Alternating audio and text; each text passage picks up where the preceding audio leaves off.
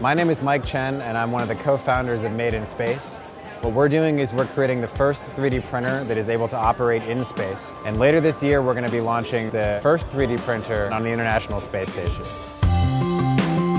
We're going to be able to literally just upload a file to the space station in a matter of minutes and instantly start printing an object there.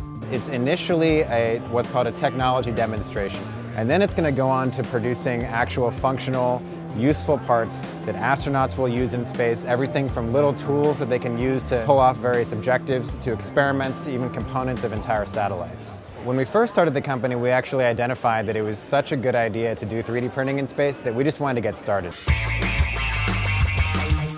We got as many 3D printers as we could, all the different types of 3D printers that exist. We started flying them on these aircraft that actually simulate microgravity for these short bursts of time. After hundreds of these flights, we finally ended up with our own design actually for a completely new type of 3D printer. It's designed from the ground up. It's our own technology.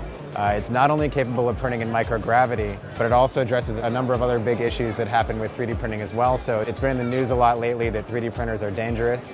They have toxic off-gassing. Actually, if you stand near any of these printers here and you just take a whiff, you might even get a headache. But we found this out very quickly because we had to test the environmental impact of our printer in NASA's test facilities right out the gate, because the air on the space station, obviously, it's recirculated, so you can't contaminate it with anything or the astronauts will die. So we ended up having to develop the world's safest 3D printer as well that actually has zero emissions. So there's microgravity, there's the safety there's the remote operations, there's really about 10 or 15 technologies that we actually had to develop to get a 3D printer that works in space.